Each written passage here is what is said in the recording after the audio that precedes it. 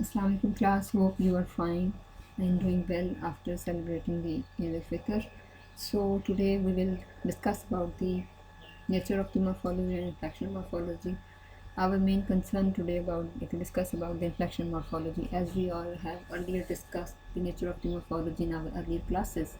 Like morphology is the internal study of the internal structure of the words. We study that how language is originated, how language is formed and means, how words are formed and how individual words are grouped with each other. After elaborating a briefest definition of the morphology, we need to also elaborate that what is inflectional morphology. Inflection morphology depicts the time framework, means whether we are talking about the present time, whether we are talking about the past time, we are talking about the progressive time, by using progressive forms, by adding, if we were talking about the past, then we have to study that how past participles are grouped and how past participle forms are designed and combined within individual words as the bound morpheme within in the free morpheme. So in our earlier slides and our earlier lecture, we will also discuss about the nature of the free morpheme and bound morpheme, and we have also discussed in our previous classes briefest definitions about the free morpheme and the bound morpheme. What is morpheme? Morpheme is the minimal unit of meaning which cannot be breakable. So, this scholarly definition of the morphology is that it is the branch of linguistics. Linguistic is the what is linguistic? Linguistic is the scientific study of the language, in which we see and which we observe that how language is originated, how language is formed, how language is used differently by the different individuals, how our society affects the language, and whether our use of language influenced by the society. If we will discuss about the nature of the sociolinguistics, how one individual's language style is different from the other speaker, what is the literal meaning if we will go to the field of semantics. So the among all these branches and all these fields of linguistics, morphology is one such field of linguistics that which discuss about the formation of the words, origination of the words, designing of the words, compounding of the words. So morphology do help us to analysis the structure of words, mean how individual words are grouped, how individual lexemes are designed, and how they are combined. To discuss the about the concept of inflectional morphology, first of all we have to see that what is a word. The word is also known in the field of semantics, which studies the study of the meaning. It is also known as lexemes, means we can substitute and we can interchange the word as a lexeme. So, to understand effectively the nature of the word, the concept of the word, we can see these examples. Ali writes the letter and Sarah eats food. Now, see, in the first sentence, Ali writes the letter, we can examine and make analysis that there are four words. But first one, Ali is performing its action as an subject. Writes is a verb, and the rest of the sentence is the part of the sentence is the working over here as an object. The same case is with the Sarah eats food. Who eats food? Sarah eats food. What is Sarah is doing? What Sarah is doing? Sarah eating food. So Sarah eats food. So distinction between words. We can also make a definition and the distinction between words, means the nature of the words, role of the words. So if we will make the distinction between words, we can categorize it as a simple and complex words. For instance, the word tree and trees. Now the nature of the word tree is same as it is in trees, but where differs, it differs in the singularity and the plurality phenomenon. Tree is a simple because we cannot break it down further. It is such a morpheme which cannot be further divided. It is a meaningful unit which can stand on its own. It performs its action on its own. So tree Tree is a simple word, simple lexeme, but when we talk about the word trees, it would be a complex word. Why it is a complex word? It is complex. Why? Because it is made up of two morphemes. One tree and the other plural phenomena, plural ending s, means the word tree is same, but in simple words and simple sense it is a tree. But we can want to make the plural of the tree, we need to be add s at the end of the word trees. So over here, the word tree is working here as a free morpheme, but the s in trees working again as a morpheme, but this sort of morpheme, it is a bound morpheme. Means the s needs to be attached with the tree to make it clear its function, to make it clear its meanings. So after elaborating the concept of the simple words as a free morpheme and the complex word as a complex morpheme, we need to elaborate again the function or nature of the word morpheme and its types. Morpheme, what is a morpheme? It is a smallest unit of meaning. Morphemes are divided into two classes, means we can make a categorization. Then morphemes may classify as a free morpheme and bound morpheme. As in our earlier slide, we have discussed the word tree and trees. The word tree is free because it does not need to be take another word to make clear its meanings. But the word trees, s needs to be attached with the tree. Until or unless we do not attach the or combine the s with the trees, it cannot be made plural of the tree. So in our further next slides, we have to discuss that what is free morpheme, what is bound morpheme.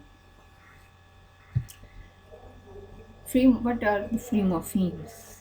Free morphemes which can stand alone as its independent words or lexemes, like tree, like big, like go.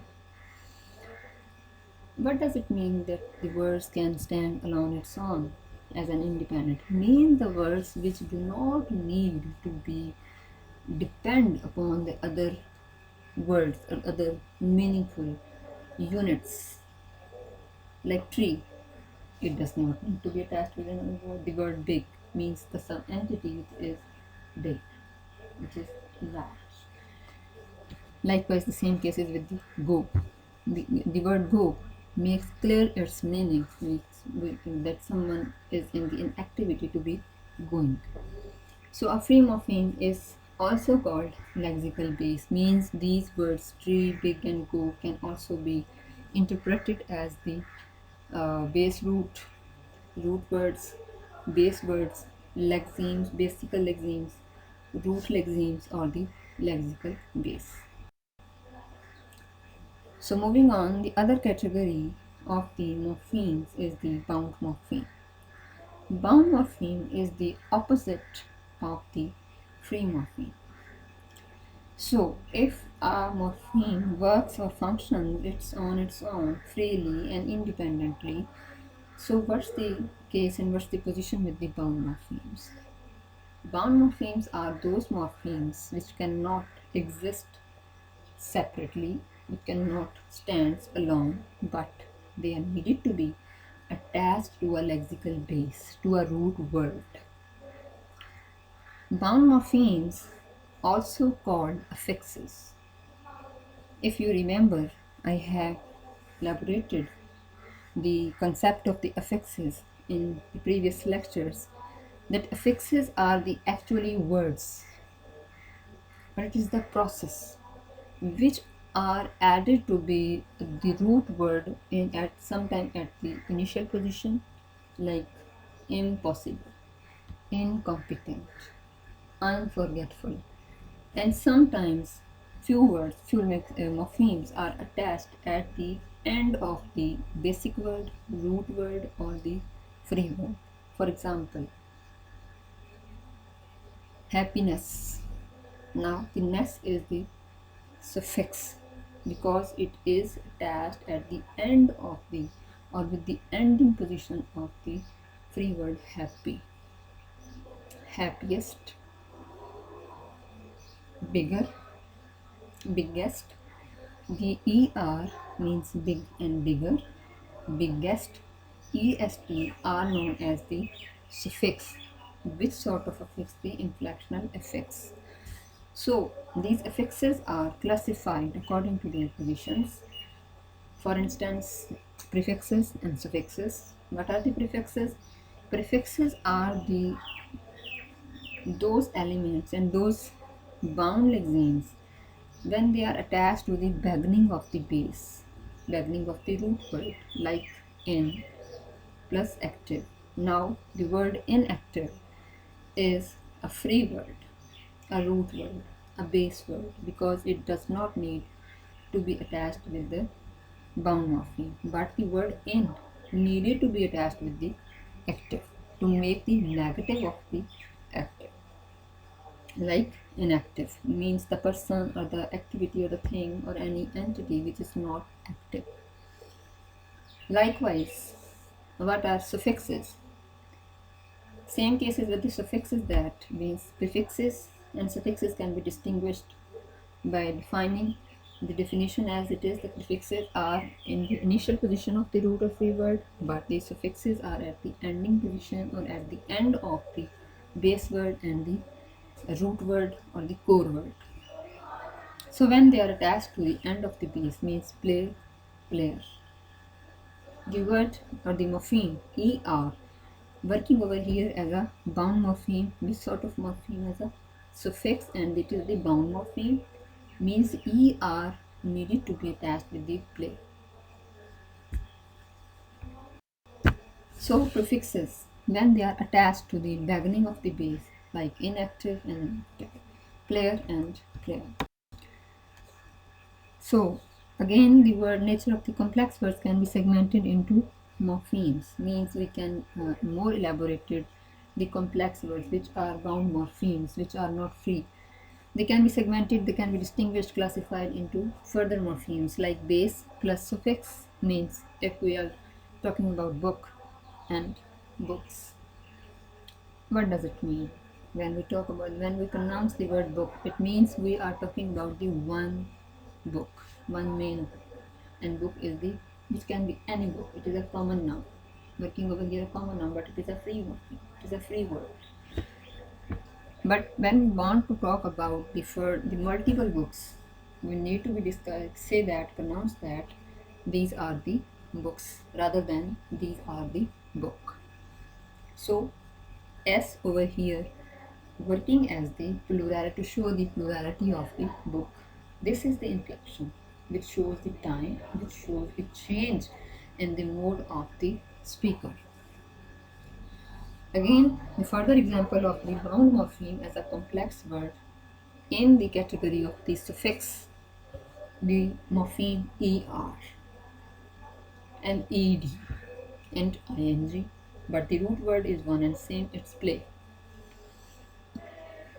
Play, played, play, playing, and are working with the big and bigger. It is the comparative degree, big, bigger, and biggest. Biggest would be the superlative degree. But over here, the ER is a bound morpheme, is a suffix, and it is a complex word which is attached to the big. The further example is bright and brightly, kind, kindness, sing, singer, establish and establishment, friend, friendship, hope, hopeful, home, homeless, modern, modernize. Now see, the ending positions morphemes are known as the complex words, complex morpheme, but they are this sort of morphemes, bound morphemes. And the initial and the first words like friend, like bright, like established, like modern, like home, like kind, like book. This sort of these words, these are the free words. They can be existed on its own. They can be exist separately. These are the free morphemes. These are the root words. These are the base forms. And they are the simple words. After elaborating the function of the suffixes as a complex word, Now we will discuss about the prefixes again as a complex words, as a bound morpheme. But the condition over here is that prefixes are those words which can come in the initial position with the root word, with the base word, with the main word. For instance, I pronounce the word certain. It's a free word. It is a simple word. But when I want to make the negation of the certain, negative of the certain, the thing which is not certain, I have to say that uncertain, lingual, and bilingual, regulate, deregulate, disapprove, and approve. Now, in this analogy, the word be with the regulate, dis with approve, by and with lingual, un and certain are the complex bound morphemes. Rest of the words like certain, like lingual, like regulate, like approve are free and the base forms. Likewise, moving on, there are other examples like misprint, oversize, recharge, underestimate. If we want to make analysis of these examples, we can say that miss is a prefix, print is a base, over again is a prefix, size is the suffix, recharge, unhappiness. In the word unhappiness, we have both elements, prefix and suffix as well. Un is a prefix, happy is the free morpheme, and ness is the bound morpheme. So it is the base word, suffix plus suffix. How it is means fool. Fool is the base form, ish is a suffix, and foolishness is the second category of the second position of this suffix. Means in this word we do not have a prefix, but we have both sort of suffixes. Means we also consider fool, foolish, and we also can use this word in another scenario, foolishness. Okay. Now the structure of a prefix plus free morpheme plus suffix, like disrespectful. The core word is respect, the prefix is the dis, and the suffix is the full. Okay, Allah Hafiz. So it is all about today's lecture. I hope you will be understand effectively with the given concepts by dictating them.